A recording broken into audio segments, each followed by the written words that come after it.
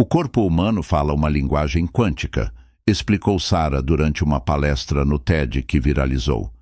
Sempre soubemos que a saúde vai além de processos puramente mecânicos, mas agora podemos realmente ver e medir essas interações mais profundas. Talvez o impacto mais profundo tenha ocorrido na medicina preventiva. O Dr. Carlos Ruiz, em Barcelona, desenvolveu um protocolo de triagem que combinava a análise das assinaturas com diagnósticos tradicionais. Sua equipe conseguiu identificar cânceres em estágio inicial com uma precisão sem precedentes, levando a taxas de sobrevivência que teriam parecido milagrosas uma década antes. O momento mais pessoal para Sarah veio quando a tecnologia salvou a vida de Emma. Durante um exame de rotina, a assinatura de Emma mostrou um padrão incomum. Apesar de não apresentar sintomas, ela passou por exames detalhados que revelaram uma condição cardíaca potencialmente fatal. A intervenção precoce evitou o que poderia ter sido uma perda trágica. Às vezes me pergunto, disse Emma à mãe durante sua recuperação, quantas pessoas morreram simplesmente porque não conseguíamos ver o que seus corpos estavam tentando nos dizer. A pergunta assombrou Sarah. Ela fundou a Chain Foundation, dedicada a tornar a tecnologia de monitoramento bioquântico acessível a comunidades carentes ao redor do mundo. As clínicas móveis da fundação levaram diagnósticos médicos avançados a vilarejos remotos e favelas urbanas. 20 anos após a descoberta inicial, Sarah subiu ao palco na conferência do centenário da Organização Mundial da Saúde. Olhando para a plateia, viu rostos de todas as partes do mundo, médicos, pesquisadores e profissionais de saúde que ajudaram a transformar sua descoberta em um padrão global de atendimento. A assinatura bioquântica nos ensinou humildade, disse em seu discurso principal. Ela nos mostrou que o corpo humano é mais complexo e mais milagroso do que jamais imaginamos. Mas, mais importante, nos lembrou que sempre há novas fronteiras na medicina, sempre há mais a descobrir se estivermos dispostos a olhar além do que já entendemos. Nos hospitais ao redor do mundo, monitores bioquânticos agora estão ao lado dos equipamentos tradicionais de sinais vitais. Estudantes de medicina aprendem a interpretar assinaturas bioquânticas junto com a aferição de pulso e pressão arterial. O que antes parecia ficção científica tornou-se um fato da medicina. A pesquisa continua. Novas aplicações surgem regularmente. Cientistas estudam padrões de assinaturas na saúde mental, no envelhecimento e até na própria consciência. Cada descoberta traz novas perguntas, novas possibilidades e novas fronteiras a explorar. Sarah frequentemente retorna ao seu antigo laboratório, agora um marco histórico na ciência médica. De pé na mesma janela onde pela primeira vez contemplou os padrões misteriosos, ela observa as novas gerações de pesquisadores trabalhando. Eles estão indo ainda mais longe, usando a biologia quântica para desvendar mais segredos da saúde humana. E assim, o sexto sinal vital continua a transformar nossa compreensão da saúde e do potencial humano. Ele permanece como um testemunho do poder da curiosidade, da perseverança e da disposição de olhar além dos limites estabelecidos. Obrigado por me acompanhar nesta jornada por uma das descobertas médicas mais notáveis. Se você gostou desta história sobre o sexto sinal vital, não se esqueça de curtir e se inscrever para mais histórias fascinantes sobre avanços científicos que mudaram nosso mundo. Deixe nos comentários quais outros mistérios da medicina você gostaria de explorar. Até a próxima. Continue se perguntando, continue questionando e lembre-se, às vezes, as maiores descobertas estão apenas esperando que alguém veja as coisas de um jeito diferente. A doutora Sarah Chen estava parada diante da janela de seu laboratório, observando a chuva escorrer pelo vidro enquanto contemplava os dados peculiares na tela de seu computador. 20 anos de pesquisa em neurofisiologia não a haviam preparado para o que estava vendo. Os padrões eram diferentes de tudo o que já havia sido documentado na literatura médica. Frequências elétricas sutis emanando dos corpos dos pacientes que não correspondiam a nenhum ritmo biológico conhecido. Ela se lembrava exatamente do momento em que essa jornada começou, 6 meses atrás, durante um estudo rotineiro de mapeamento cerebral. Sua equipe no Centro de Pesquisa Médica do Noroeste do Pacífico estava investigando as respostas neurais à dor crônica quando seus equipamentos captaram algo extraordinário. A princípio, pensaram que era interferência, algo comum em equipamentos médicos sensíveis. Mas, à medida que refinaram sua metodologia e aprimoraram o isolamento dos dispositivos, o sinal misterioso permaneceu. "O que você está tentando nos dizer?" Sarah sussurrou, pressionando a testa contra o vidro frio. Atrás dela, fileiras de monitores exibiam dados em tempo real dos atuais participantes do estudo. Cada tela mostrava o mesmo padrão inexplicável, uma frequência sutil, mas distinta, que parecia dançar sob os ritmos biológicos normais que estavam estudando. O laboratório havia se tornado sua segunda casa nos últimos meses. Sua filha adolescente, Emma, passou a deixar jantares na geladeira com bilhetes adesivos que diziam: "Coma alguma coisa, mãe." Seu casamento já havia sido uma vítima de sua dedicação à ciência anos atrás, mas agora até mesmo seu equilíbrio cuidadoso entre trabalho e vida pessoal estava desmoronando diante desse mistério intrigante. A chegada do Dr. Marcos Rodrigues ao centro 3 meses atrás foi o primeiro grande avanço. O físico quântico havia sido trazido como consultor para um projeto não relacionado, mas sua experiência se mostraria inestimável. Sarah ainda se lembrava da primeira conversa significativa que tiveram na cafeteria do hospital. "Essas frequências que você está detectando", Marcos disse, mexendo o café pensativamente, "me lembram algo que observei em meus estudos sobre coerência quântica. Você já considerou a possibilidade de estar captando atividade biológica em nível quântico?" Sarah quase descartou a ideia imediatamente. Os efeitos quânticos geralmente eram considerados irrelevantes em sistemas biológicos quentes e úmidos, mas a sugestão de Marcos a perseguiu, especialmente depois que ele compartilhou suas pesquisas sobre efeitos quânticos na fotossíntese e na navegação das aves. Juntos começaram a modificar seus equipamentos para detectar e medir melhor esses sinais sutis. O grande avanço veio quando perceberam que não estavam procurando uma única frequência, mas um padrão complexo de interações quânticas, o que mais tarde chamariam de assinatura bioquântica.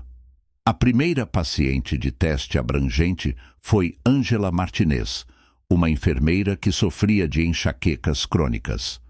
Angela havia tentado de tudo, desde medicamentos convencionais até acupuntura, com pouco sucesso. Quando se voluntariou para o estudo, estava cética, mas desesperada. "Não entendo exatamente o que vocês estão medindo", Angela disse, observando enquanto Sarah fixava os sensores. "Mas a essa altura, estou disposta a tentar qualquer coisa." Os resultados foram surpreendentes. Não apenas conseguiram detectar uma assinatura bioquântica clara, mas também notaram mudanças distintas no padrão 48 horas antes de Angela sofrer uma crise de enxaqueca. Quando a previsão se mostrou precisa, Sarah soube que haviam descoberto algo revolucionário. Os meses seguintes foram uma enxurrada de atividades.